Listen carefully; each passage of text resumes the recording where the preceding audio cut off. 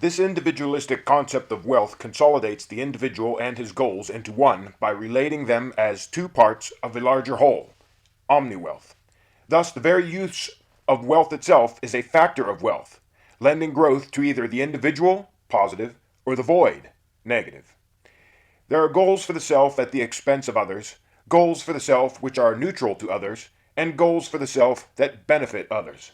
Of these goals, the first has no place in a society because the net benefit to society may be negative, thus a negative goal, like many goals of the present world. With the second type, at least there is no negative effect to society, but its contributions are minimal. For what use is knowledge and material wealth if it sits idle? It is simply potential that may be wasted, inefficient, thus unwise, because of death before its use. The third causes a dynamic interaction of individuals, rapidly increasing the pace of evolution. Whether an individual is alone in nature or with men, he is in a society, because of all things being one thing. The word society itself is derived from the Latin societas, fellowship, union, derived from socius, a sharing. With this understanding, the individualists always strive to be mindful of all in their calculations to fulfill any goal.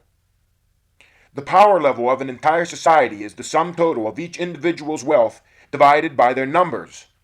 Therefore, the individualists instill the largest possible speculated size of omni-wealth in their brethren and share all knowledge so that all have the highest portion of immaterial wealth available.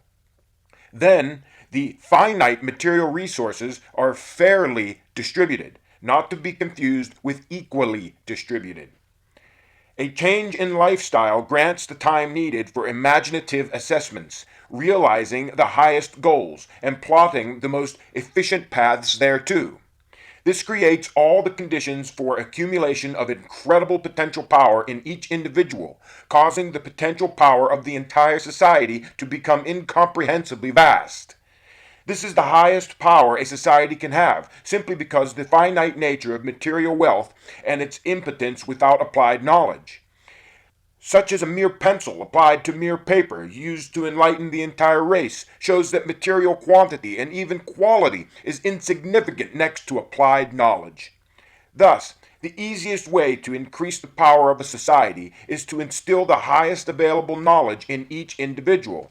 It consumes negligible material resources to do so, and the returns are near endless.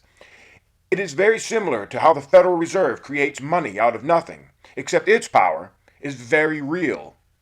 Thus, true individual dynamic power is knowledge applied with the highest attained wisdom to material wealth to accumulate the most units of consciousness, knowledge, awareness, for each unit of consciousness as a whole. More simply, it is knowledge applied with the highest attained wisdom to material wealth to achieve the highest benefit to omni-wealth as a whole. The self is obviously included within omni-wealth, therefore this does not imply utter selflessness. Or loosely, as knowledge applied with the highest attained wisdom to material wealth to achieve the highest benefit to mankind, or society, as a whole. Therefore, the true dynamic power of a society is their collective knowledge applied with collective wisdom to their collective material wealth to accumulate the most units of consciousness for each unit of consciousness as a whole, thus achieving the highest benefit for the individual, the society, the globe, etc. This is the infinite work of the individualist, leading to true wealth and true success on infinite levels. Due to the nature of uncertainty, it is uncertain when the individualist will be truly content. Contentment is the cessation of fulfilling goals. Various factors cause contentment. Lack of resource will cause contentment because dynamic power consumes resources. The achievement of harmony will cause a seeming lack of desire due to its uniformity, or simply descent into sloth, negating positive growth. At very least, the individualists are assured contentment at each new level of harmony. The energy theory of value. Value is in the eye of the beholder. A ton of gold or the world's fastest computer, each worth millions to many, mean very little to the ascetic. However, the book, printed on $3 of paper, may be worth millions to him and nothing to others. Knowledge could be said to be more valuable because, unlike gold, It is never lost unless it is not shared. It is the wealth that can be distributed without loss to he who gives. However, in a material world, one must deal with finite material things. Thus, a system to fairly achieve that distribution must be wrought. The individualists believe that simplicity is the strongest system. Thus, all value, use value, exchange value, worth, price must be reduced to a simple system. Apart from price, which is desire of profit and even feelings of entitlement, what one feels like one deserves for the effort applied, there exists true value. True value is beyond the feelings and desires of man. It is in the realm of pure energy. For any one item, X amount of energy was applied to extract, refine, and transport the resources. Y amount of energy was applied to design it, and Z amount was applied to create it and distribute it to the end user. Thus, the true value is the sum total of the exact time and energy utilized to manifest that item in its present form, composition, and location. The true value does not compensate for inefficiency of the crafter or any inefficiency along the system. Thus, something completely useless could have a tremendous true value, like many present-day products. Gasoline being one of them.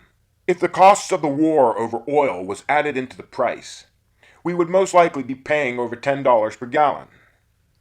True worth unveils the true level of mastery of the craftsman, or production method. True worth is a comparison between the true value of two or more things over their respective times. The lowest true value is considered 1, and the higher becomes a percentage of that. These two values are then divided by their times to yield true worth. For example, two souls both create the exact same object of exact quality, etc., save the one took twice the energy and twice the time to produce it. Soul A's energy efficiency would be 1, while Soul B's use of twice the energy would be 1/2. Thus, Soul A's true worth is 1E divided by 1T equals 1, compared to Soul B's true worth of 0.5E divided by 2T equals 0.25. Thus, Soul B's item is truly worth only a quarter of Soul A's item, even though the items are exactly the same. True worth reflects the degree of wisdom as efficiency, yet it will never determine practical worth to an individual, which is a judgment solely in the mind of that individual. Furthermore, it does not reflect the emotion which the item was wrought in, be it love, fear, war, peace, etc. To build a system of this nature from scratch would not be too challenging. To implement the system into another system already working is slightly more challenging. Adhering strictly to the above definitions, one must first know all energy consumption beginning at the raw resources. Each human and machine used to mine uses X amount of energy over Y amount of time per volume of resources produced. The machine itself was built from raw materials, which were refined, shaped into the machine, and shipped. Thus, its true value must also be divided amongst the volume it produces. Even the train transporting these goods has a very high true value that must be considered. If implemented from scratch, the energy of extraction of resources would be divided by the produced volume. Thus, different iron ore mines would have different true values for their products simply because of the differences in digging difficulty through different rock hardnesses, let alone different choices in equipment, even though the end product is simply iron in both cases. The product's total energy of creation would be stamped upon it and registered. When transported, an additional stamp would be placed adding a calculated portion of the true value to the transported vehicle and amount of fuel used upon arriving at its destination. When fashioned into shape, an additional stamp is added recording the amount of the plant's consumption of time and energy used in shaping the item along with a portion of the plant's true value. A final stamp is placed recording fuel consumption and a portion of the true value of the final distribution vehicle upon its arrival at its final destination. The end result is a time and energy breakdown on the side of a product that is no different than the nutritional breakdown on the side of food packages and just as simple to implement. It would label the raw ingredients and the time and energy consumption of each stage, the total being its true value. All plants, farms, mines, and mills, etc., would have to include their registered number so that consumers can look into them if desired, assisting consumers to be aware of the relative efficiency of each plant, farm, mill, mine, etc. This system would allow consumers to make wiser comparisons of items, clearly seeing their true worth. The initial challenge is the assessment taken to implement the system. Once it is implemented, it gets progressively more accurate as each manufacturer begins purchasing machines that already have an accurate true value stamped upon them, making its division amongst the products created by or with it that much easier. The division of the true value of a machine into the product must be exactly the same throughout the society. The suggested time is 365 days. For a simple example, if a machine has a true value of 50 units divided over 50 years, its addition to a product which took a year to build was 1 unit. If a machine with a true value of 1 unit builds the same product in the same year, its added value is also 1. But if the standard division was 1 year, the first machine would have to add 50 units to the product, clearly showing its possible inefficiency, allowing the customers to then research this machine by following the plant registration number and determining if there is some valid reason. In short, it eliminates concealing inefficiency.